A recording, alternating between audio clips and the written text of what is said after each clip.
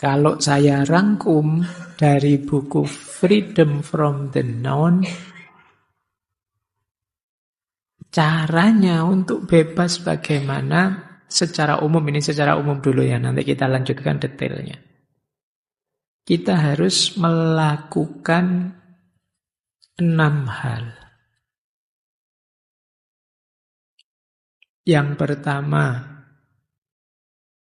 ini di semua tokoh pasti ada yang ini, self-awareness, kesadaran diri, pengenalan diri. Kamu harus tahu siapa dirimu, apa tipemu, orang yang bagaimana kamu. Sehingga kamu tidak asal memasukkan segala pengetahuan dalam dirimu. Pengenalan diri ini mutlak, jadi kunci. Makanya teman-teman jangan eman-eman waktu untuk mengenali diri kita. Mengenali diri kita itu proses yang terus-menerus, tidak ada akhirnya. Karena kita juga dinamis. Dulu saya bagaimana, sekarang saya bagaimana, harus dikenali terus-menerus. Dulu sebelum punya pacar bagaimana, sekarang setelah diputus bagaimana, pasti berubah. Dulu masih SMA bagaimana, sekarang sudah kuliah bagaimana, pasti berubah.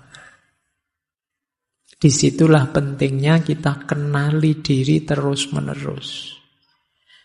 Kalau tidak percaya, kamu lihat foto lama, video lama, atau buku agenda lamamu. Coba kamu buka hari ini, kamu mesti ketawa-ketawa, kamu mesti mungkin ada malunya, ada cringe-nya, ada kok gini ya saya, kok gitu ya saya. Pasti kenapa? Sekarang kamu sudah berubah, kamu bukan yang dulu lagi.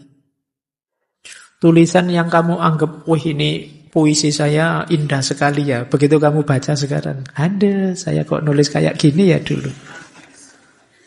Kenapa? Kamu berubah sekarang. Itulah pentingnya kita kenali diri terus-menerus. Kalau sudah, langkah kedua adalah langkah mengenali pengkondisian-pengkondisian di sekeliling kita.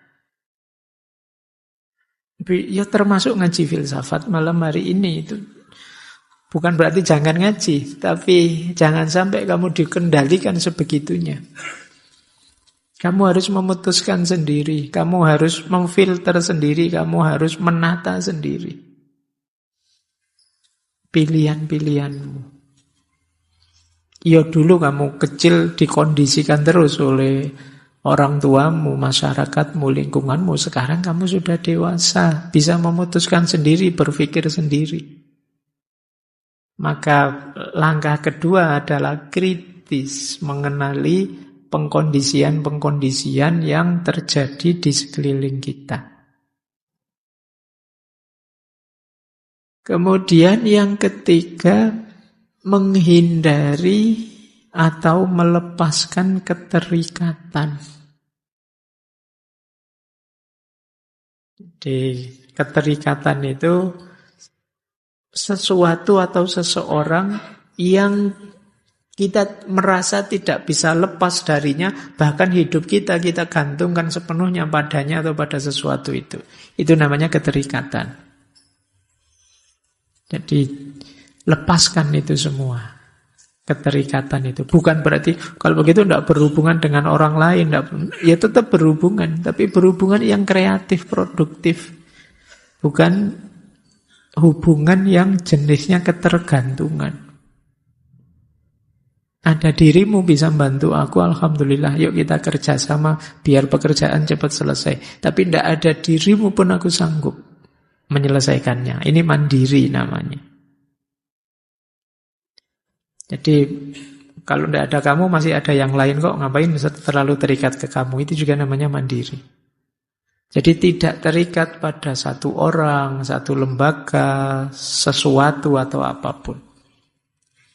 Ini kuncinya untuk freedom from the noun. Karena keterikatan itu akan jadi beban yang paling berat di kepalamu.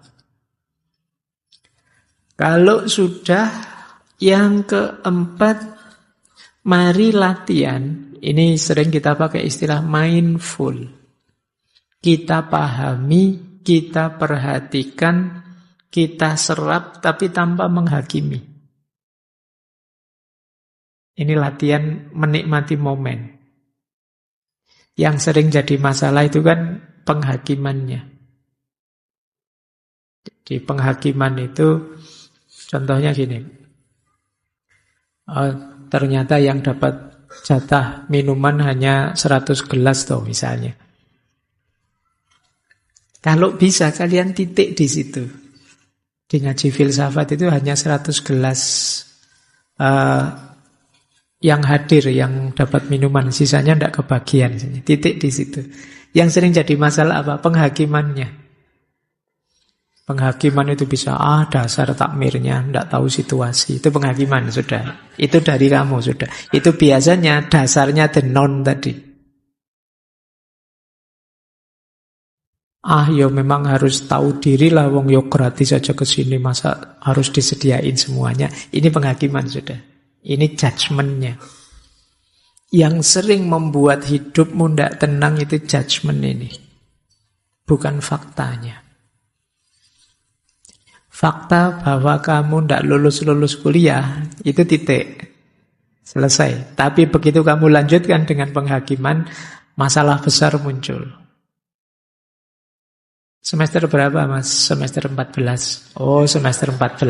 Selesai kan gitu dok. Tapi begitu kemana saja selama ini? Ngapain? Itu penghakiman sudah. Nah, yang sering jadi problem hari ini penghakiman ini. Hati-hati dengan penghakiman. Kalau data-data kita tidak lengkap, kita bisa menzalimi orang. Nanti kalau kalian setelah ini mengakses medsosmu, coba ya kamu latihan membatasi. Oh faktanya cuma ini sih. Ketika sudah masuk ke sini itu komentarnya, itu pandangannya. Oh itu versi dia. Itu penghakimannya. Jadi kalau kalian bisa misah ini, kalian hidupmu lebih nyaman nanti. Penghakiman itulah nanti yang berpotensi jadi the noun. Boleh sebut, sekarang kan banyak masalah macam-macam itu. Coba kamu cek ya, yang rame di medsos selalu aspek penghakimannya.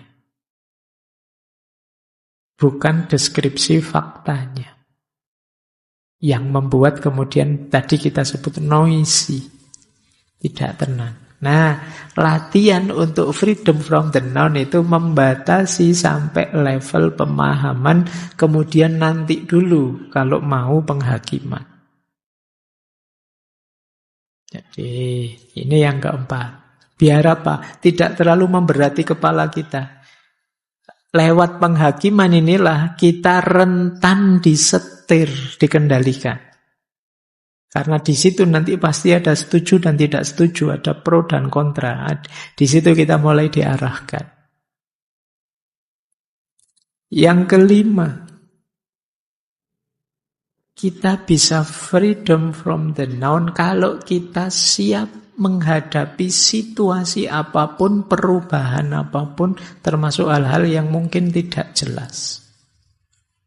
Selama ini yang membuat kita sulit berkembang, sulit melepaskan the noun, karena ada banyak ketakutan ini, ketakutan itu dalam diri kita. Nanti kalau begini gimana Pak? Nanti kalau berubah jadi begitu gimana Pak? Nah, kita tidak tahu nanti berubah seperti apa. Kita siapkan saja mental kita bahwa hidup itu memang akan selalu dinamis dan berubah. Jadi saya siap menghadapi perubahan apapun.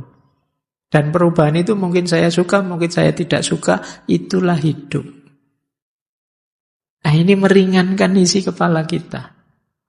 Yang sering memberati isi kepala kita, itu kan kita tidak siap menghadapi perubahan. Akhirnya ya harus ini terus, harus begini terus. Kita ragu-ragu mau melakukan ini, melakukan itu. Karena khawatir efeknya. Padahal efek itu ya sebagian besar ya hanya persepsi model penghakiman tadi. Nah yang terakhir ini sering dulu kita uraikan, hidup saat ini. Jadi ya kita nikmati momen. Jangan dibayang-bayangi oleh masa lalu, jangan digelisahi oleh masa depan. Ini 6 kunci sebelum nanti kita bahas filosofi-filosofinya. Baik, kita lanjutkan. Ada quote yang menarik dari beliau, be a light unto oneself. Jadilah cahaya untuk dirimu pertama-tama. Jadi kita selama ini kan pahamnya cahaya itu menerangi sekeliling, tapi jadilah dirimu cahaya untuk dirimu. Karena kalau dirimu sendiri tidak bercahaya, bagaimana kamu bisa mencahayai sekelilingmu? Kalau kamu tidak beres, gimana bisa membereskan orang lain? Membereskan masyarakatmu, lingkunganmu, budayamu. Untuk bisa kamu sendiri bercahaya, kan tidak mungkin dengan cara mengambil cahayanya orang lain. Kamu sendiri yang harus berpikir, kamu sendiri yang harus merenung, kamu sendiri yang harus melihat apa yang bisa diberikan ke masyarakat di sekelilingmu. Apa maksudnya be a light unto oneself itu, jadi cahaya untuk dirimu itu? Yang pertama tadi kesadaran diri. Paham siapa aku, apa kelebihan, apa kekuranganku, sehingga kita bisa mengelola diri kita secara lebih optimal. Yang kedua, mandiri dalam pengetahuan. Iya, kita membaca sana-sini, kita belajar tokoh ini, tokoh itu. Tapi pada akhirnya kita sendiri yang memutuskan versi inilah yang saya anggap paling kuat, paling relevan, paling cocok, paling benar. Bahkan bisa gabung-gabung dari tokoh ini sedikit, tokoh itu sedikit, tidak masalah. Kita mandiri berpikirnya. Ada pertanyaan yang sulit saya jawab itu kalau ada yang tanya, Pak, dari sekian banyak filosof yang paling disukai Pak Faiz yang mana? Itu pertanyaan saya jawabnya susah, karena saya tidak bermodel terus mengidolakan satu tokoh terus segala yang dari tokoh itu saya ambil. Saya sering modelnya agak eklektik. Oh, kalau dari tokoh ini saya suka ininya, kalau dari tokoh itu saya suka itunya. Saya lebih begitu. Jadi tidak ada satu filosof yang saya idealkan sedemikian rupa terus mati-matian saya memfollow dia, tidak begitu. Jadi rumusan eklektik ini kan berarti saya milihnya sesuai kepentinganku, sesuai sudut pandangku. Ini salah satu ilustrasi ya kalau teman-teman ingin mandiri dalam pengetahuan. Kita jadi cahaya sendiri sekarang. Dan yang ketiga tentu saja penerangan dari dalam. Jadi kita jadi cahaya untuk diri kita itu jangan dibayangkan cahaya dari luar yang masuk. Kita sudah cahaya sebelumnya, tinggal kita buka diri kita jernihkan pikiran kita bersihkan hati kita, maka kita sudah cahaya. Akan memancar cahaya keluar dari diri kita. Kebaikan-kebaikan, kebenaran-kebenaran akan keluar dari diri kita. Itulah yang dimaksud cahaya dari dalam diri keluar. Jadi bukan mengandalkan cahaya dari luar untuk kita pantulkan lagi. Tapi kitalah hakikatnya cahaya itu untuk kita terangi sekeliling kita. Ya dengan kebenaran kita, dengan kebaikan kita, dengan keindahan perilaku kita, disitulah kita jadi cahaya keluar. Setelah sebelumnya kita jadi cahaya untuk diri kita sendiri. Baik, kita lanjutkan.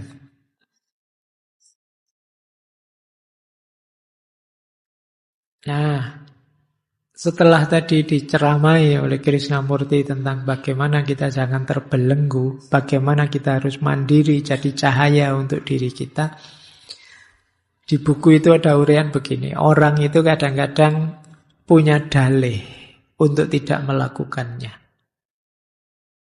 Yang paling banyak dalih itu yang pertama. Aku tidak mau berubah.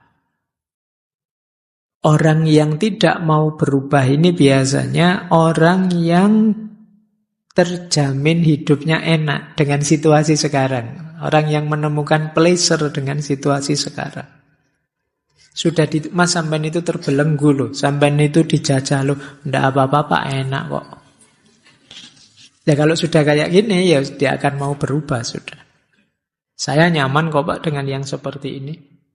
Ya sudah. Jadi ini akan jadi hambatan. Cara berpikir bahwa baik-baik saja kok Pak semuanya, padahal tidak baik-baik saja. Nah ini problem pertama. Ada problem kedua. Problem kedua biasanya alasannya sulit. Iya sih Pak, memang harus pembebasan, tapi ya sulit Pak. Tidak gampang melakukan itu. Kata Krishnamurti, kalau ada orang ngomong seperti ini, sebenarnya penghalangnya adalah dirinya sendiri. Dia menghalangi dirinya untuk tercerahkan. Jadi ini alasan kedua. Jadi alasan pertama itu alasan, gini saja saya sudah enak kok Pak. Alasan kedua, sulit Pak, ngapain susah-susah. Kita sering begitu. Ada lagi yang nomor 3. Ini mungkin lebih canggih alasannya. Saya tahu Pak, itu penting. Tapi gimana terus? Tuntun saya dong. Arahkan saya dong. Itu di banyak sesi macam-macam pertanyaan yang sering muncul pada saya itu, caranya bagaimana Pak? Kita tidak sadar, kita bertanya caranya bagaimana, itu sebenarnya kita sedang menjebak diri kita untuk dijajah, untuk dikuasai.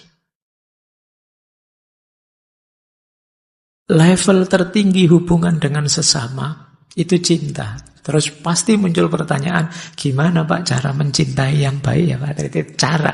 Terus kamu ingin saya jelaskan, terus saya jelaskan. Mencintai yang baik, itu pertama begini loh. Kedua begini loh. Dan kamu terima terus kamu jalankan. Itu kamu tidak sadar. Kamu sedang membelenggu dirimu sendiri. Ya kamu tetap harus berpikir dong. Untuk konteks hidupku seperti ini Pak. Mencintai yang ideal itu. Situasi saya karena seperti ini. Tapi banyak orang memasrahkan dirinya untuk dibelenggu.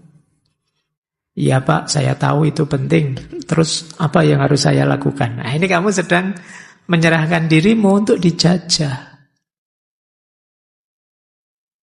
Makanya Krishnamurti bilang, bila aku cukup tolol untuk memberikanmu sebuah sistem, dan bila engkau cukup tolol untuk menganutnya, maka yang akan engkau lakukan hanyalah meniru, mencontoh, menyesuaikan diri, menerima. Dan bila engkau berbuat demikian, engkau telah menanamkan otoritas orang lain dalam dirimu. Sehingga terjadi pertentangan antara engkau dan otoritas itu.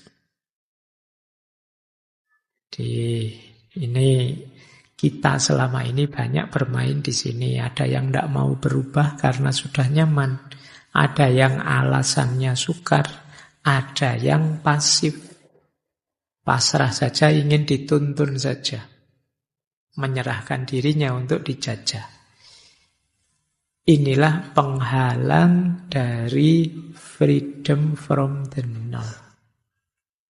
Diri kita. Wong ini perjuangan memang melawan diri kita. Jangan dikira kenyamanan itu, kalau yang pertama ya, itu adalah simbol baik-baik saja. Karena nyaman tidak nyaman itu kalau manusia ya tergantung dinamika dirinya, kemudian pembiasaan yang dia lakukan. Orang yang biasa nyopet itu ya nyaman-nyaman saja bagi dia. Orang yang biasa korupsi, dengan korupsi dia nyaman-nyaman saja, toh ya hidupnya enak. Jadi kalau sekedar nyaman, koruptor-koruptor yang belum tertangkap itu sekarang hidupnya nyaman sekali, enak. Dia tidak akan mau berubah. Maka kenyamanan tidak bisa jadi standar bahwa hidup kita sedang baik-baik saja. Baik, kita lanjutkan. Nah, ini yang melanjutkan tadi ya. Kata beliau, seseorang yang berkata, saya ingin berubah, beritahu saya caranya, tampaknya sangat sungguh-sungguh, sangat serius, tapi sebenarnya tidak. Dia menginginkan otoritas yang diharapkannya akan membawa ketertiban dalam dirinya. Tetapi dapatkah otoritas membawa ketertiban ke dalam? Ketertiban yang dipaksakan dari luar pasti akan selalu menimbulkan kekacauan. Penyebab utama kekacauan dalam diri kita adalah mencari realitas yang dijanjikan oleh orang lain. Jadi kita mengejar ideal, yang idealnya itu milik orang lain, yang dijanjikan oleh orang lain. Itu yang membuat hidup kita kacau. Kenapa? Tidak selalu ideal di orang lain itu cocok untuk kita. Orang lain ini pekerja keras, tiap hari dia kerja mulai pagi sampai sore, maka dia mengidealkan hidup plus istirahat. Bagi dia enaknya hidup itu ya sekali-sekali ada istirahatnya. Terus kita dengar idealismenya, wah berarti hidup itu harus istirahat ya. Terus kamu ambil ideologi itu. Padahal kamu selama ini hanya rebahan saja. Kamu ndak ngapa-ngapain tiap hari, ya kelesetan, lesehan, ndak ngapa-ngapain. Lo kamu ambil ideologi istirahat tadi, tambah kacau hidupmu, gitu loh. Ideal di dia ndak selalu ideal di kita. Dalam hal apapun, makanya kata beliau, yo perbuatan yang mengacaukan diri kita itu kita menggunakan ideal untuk orang lain, kita pakai untuk hidup kita. Kita tidak mau membaca dulu, aku ini sedang apa, dalam posisi apa, untuk situasi apa. Tidak selalu yang bagus untuk orang lain itu bagus untuk kita.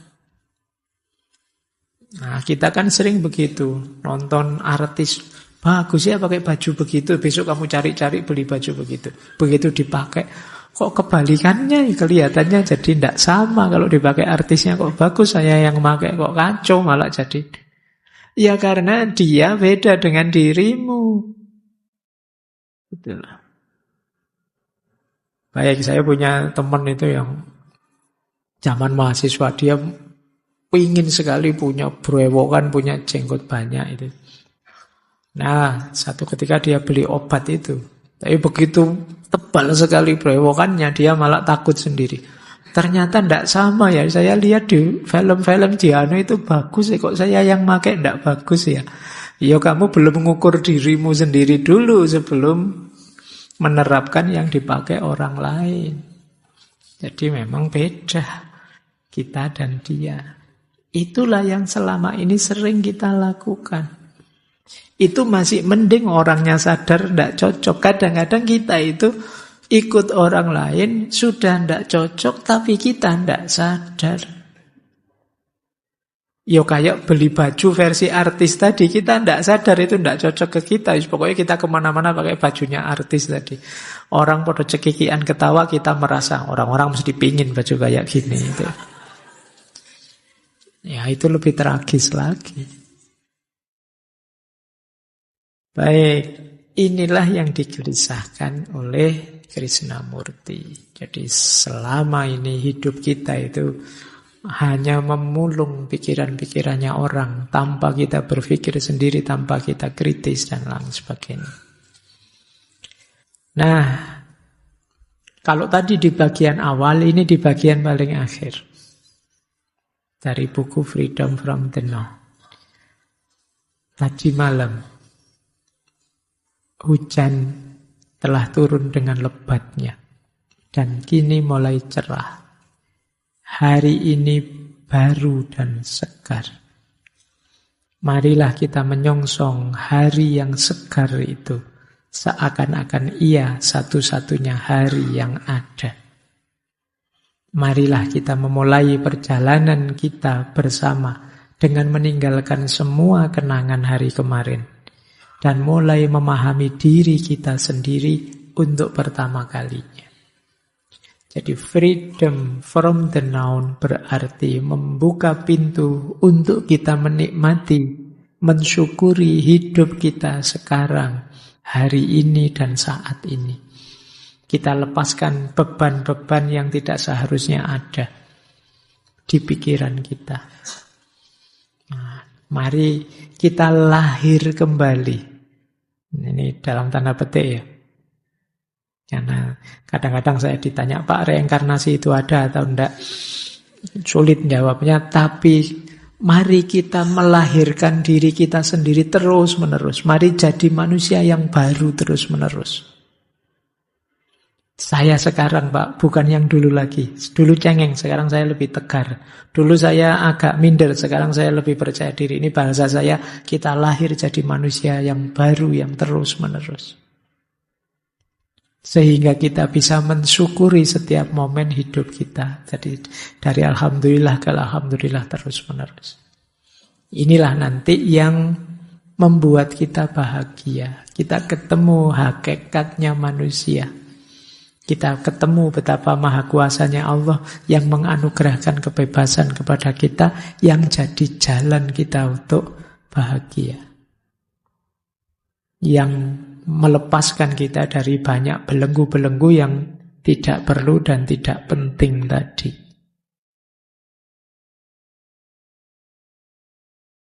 Terakhir kata beliau, ada kalimat menarik. Do you know what my secret is? Kamu tahu enggak rahasiaku? Kata beliau, I don't mind what happened.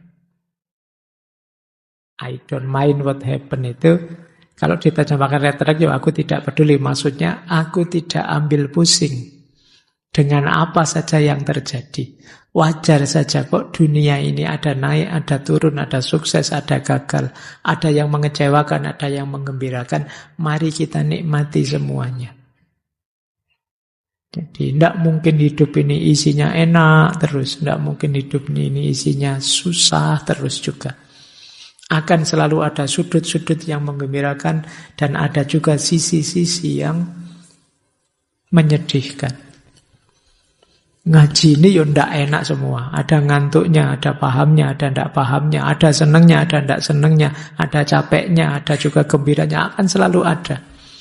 Kalau kita main, kalau ini kan don't main, kalau kita sangat ngotot untuk mengubahnya jadi begini atau jadi begitu, kadang-kadang malah menyusahkan kita. Maka rahasianya adalah I don't mind what happened. Bukan aku tidak peduli, tapi aku siap menghadapi apapun yang terjadi, naik, turun, tinggi, rendah. Semuanya aku nikmati versi diriku saat ini, hari ini, seperti ini. Seperti kata-kata dari Ki Ageng Suryo Mentaram tadi yang sedikit saya singgung, saiki ning kene ngene aku gelem.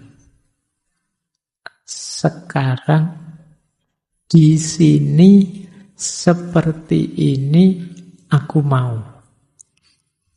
Jadi sekarang di masjid ini ngaji seperti ini, meskipun capek, ngantuk, tidak paham, tetap aku mau. Nah, kalian menghadapi apapun boleh pakai kalimat ini biar lebih mudah bahagia. Sekarang di kampus ini, saat ini, nilaiku jatuh. Tapi ya, aku mau, tidak apa-apa. Kenyataannya begitu, mau apa? Nah, ini kalau kalian bisa menerapkan rumus ini, kemungkinan kalian lebih bisa bahagia. Kalau kalian bisa merasakan kebahagiaan, pasti efeknya adalah kalian bersyukur. Kalau kalian sudah bersyukur, insya Allah hidupmu akan terupgrade lebih tinggi, karena janjinya Allah, la in syakartum la azidannakum. Carilah jalan yang membuat kalian bisa bersyukur, biar hidupmu semakin meningkat. Terima kasih sudah menyimak. Semoga channel Mengaji Hening bersama Dr. Fahruddin Faiz selalu bisa memberikan ilmu, motivasi, dan kebermanfaatan. Salam sehat dan bahagia.